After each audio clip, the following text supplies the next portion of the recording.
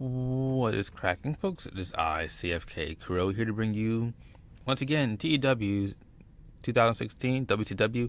It lives again. Been a little while since I recorded.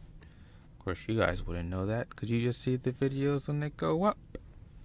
But you could probably tell, well, actually, no, you won't be able to tell at this time that you're watching this because it'll be much later than the time frame. Anyway. Tonight is the go-home show to WCW Super Brawl.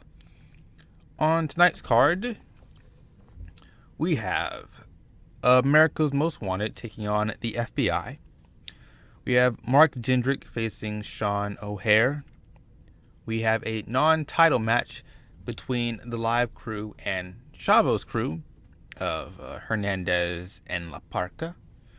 We have Fit Finlay taking on Hugh Morris in a non-title match. We have Diamond Dallas Page taking on Brian Adams. And in our main event, we have Booker T versus Shane Douglas. The winner will go on to Super Brawl to face Wrath and Stasiak for the WCW World Heavyweight Championship. So, let's get it started in here. The show opens with Jeff Jarrett coming out along with AJ Styles. Jeff makes an announcement that he says that he doesn't have a match for Fall Brawl. He's been left off of way too many pay-per-views this year, and he's sick of it. So this Sunday, he's issuing an open challenge. Any slap nuts that wants to come into the ring with me, you can come and get it. Just hope you don't get a concert. No, wait, that's the wrong thing. What does Jeff call his when he yams somebody with a guitar? And with the guitar. I mean, he can play the guitar. Okay. Anyways, AJ Styles also comes out, says he doesn't have a match for the pay-per-view either. So he is also issuing an open challenge, just like Jeff. Out comes Sting, and Sting accepts one of their challenges. Whose challenge? Who? AJ Styles. He says that, Styles, you're a young one. You lost your way so quickly. He remembered when he's seen many of his friends and foes fall down similar paths. And once their the greed and their ego goes to their head, there's no going back. He's going to take that away from him now. He's going to take that title from him and use it to give opportunities to people who deserve them to get on television. Something like that. Next, we have Sean O'Hare backstage getting ready for his match against Mark Jindrak. Diamond Dallas Page comes out and says, look, if Flair and Jindrak try to pull something, I got your back. That's basically it. Tired of those jerk quads. And then in a decent match, Mark Jindrak defeated Sean O'Hare in 9:05 by pinfall using underhanded tactics. During the match, we also had Ric Flair distract O'Hare.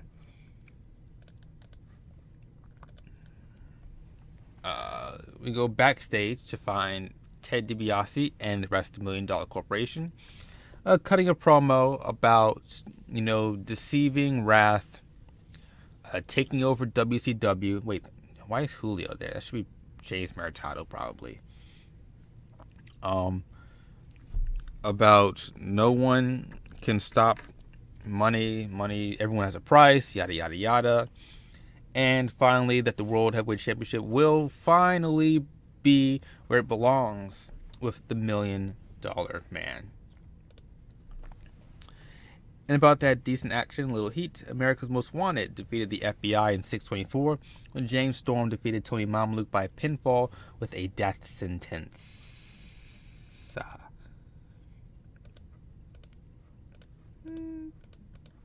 Just checking the Teresinas. So pretty good. Just low locker room morale. And odd face heel. Eric Bischoff and Jay Marr are in the office, and they announced that at Super Brawl there will be a tag team match to decide the new number one contenders between the Boogie Nights and America's Most Wanted. There's that. In a decent match, Hugh Morris defeated Fit Finlay in 6:33 by pinfall with a power bomb. interesting enough. This is surely to give him some momentum going forward, maybe even a possible title opportunity against the hardcore champion. We will see. Rey Mysterio is being interviewed by Lillian Garcia about his match this Sunday against Envy. Basically talks about, how he's always willing for a fight. He's always looking for a new challenge. He said, unlike AJ Styles or Greed, two other champions, also cruiserweights, he doesn't need to try to run away from a big fight. He's always going to be the underdog. I mean, his size kind of makes that obvious, but doesn't mean he's going to try to skip out. He's got all the heart in the world. And this Sunday, I will retain my United States Championship against Envy. Yep. Booyaka. And about that had fantastic heat and good wrestling. Diamond Dallas Page defeated Bryan Adams in 7:41 by pinfall with a Diamond Kata. After the match, Mark Jindrak and Ric Flair come out to try to ambush him, but Sean O'Haire comes out and evens the odds, forcing Flair and Jindrak to make a hasty retreat. Then afterwards, Eric Bischoff comes out along with Jamar to announce, along with his security, to announce that at Sunday's pay-per-view, there'll be a tag team match between Diamond Dallas Page and Sean O'Haire and Ric Flair and Mark Jindrak. In a decent match, Live Crew defeated Chavo's Crew in 8:14 when BG James defeated Hernandez by pinfall with a pile driver. Hernandez is kind of not good, but I'm working on it. Just the main problem is BG James. You son of a bitch.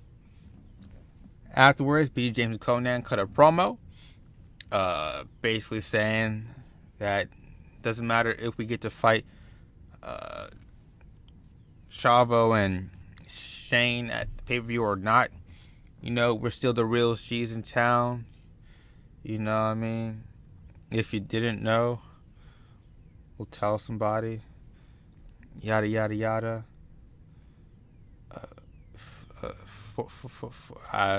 Anyway, Chavo comes out and says, look, losers, we have more important things to be doing. Okay? We'll take those belts if we want to.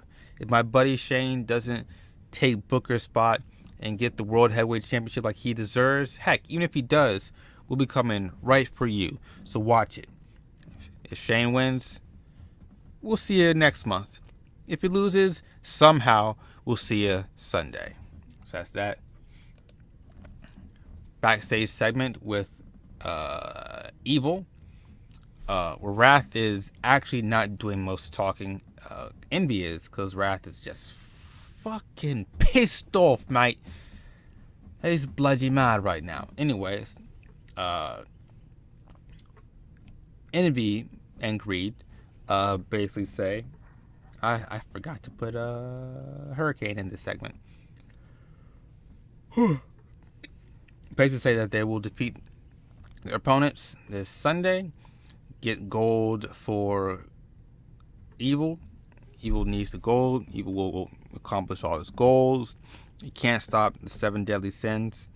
And then that kind of ticks off Wrath. Then Wrath goes on an absolutely maddening tirade about how he is the father of evil. He is the father of sin. He is the leader of this group of desperate fools and pride and lust. You betrayed me, and I do not care whether or not DiBiase just tossed money your way. We don't have time to deal with physical currency. We're here for gold, and if you want to take gold from me, then I'm going to destroy you, bury you alive, and leave nothing left, because there is no stopping evil, and my wrath shall not be quenched. Yada yada yada. Gluttony and Sloth kind of just there, but it's all right. They could be just there. And in a bout that had fantastic heat and great wrestling, Booker T defeated Shane Douglas in 2002 by pinfall with a missile dropkick. I just wanted a good main event. I know Booker and Shane can deliver. And afterwards, Booker T comes out with the mic. He says, Wrath, Stasiak, especially you, DiBiase, I don't care y'all keep looking over me, but y'all better recognize, because your new World Heavyweight Champion is right here. And can you dig that? Suckers. 83, up in 25 regions. Alright. Let's check if there's any notifications. Oh, it's St. Patty's. AJ Styles is a star. I know this. Big Vito sells like crap. I also know this. Alright, we'll be right back with Thunder, fellas. Alright, we are back. The show opens with Bryan Adams defeating Van Hammer in 5:44 by chokeslam. We have a video package playing up the history of Wrath and Evil against Ted DiBiase and $1 Million Corporation and Booker T. In a decent bout with little heat, the Boogie Nights defeated Chavo's crew in 8:07 when Alex Wright defeated La Parca by submission with an STF. Any performance improvements? Alex and La Parca. That's not who I asked for, but alright. And then in a poor match with no heat, SoFly defeated local talents Tim Arson and Don Juan in 5:28 when Elix defeated Don Juan by pinfall with a flyplex. Skipper's really good. Jeff Jarrett comes out, apparently, because I didn't set him to not show up on camera, to talk about, all of his team's... No. He's still proclaiming his open challenge, while video package play the hype around his group, who has yet to be named, and their opponents this weekend. In a decent match, CM Punk defeated Hawk by 9:28 by submission with the arm triangle choke, and... see. And afterwards, we have the contract signing for the Cruiserweight match. Eric has added the stipulation that if Greed in any way cheats or intentionally disqualifies himself or intentionally runs away, he will lose the match. And that's that. Not enough women, but it's a beast show. Doesn't matter.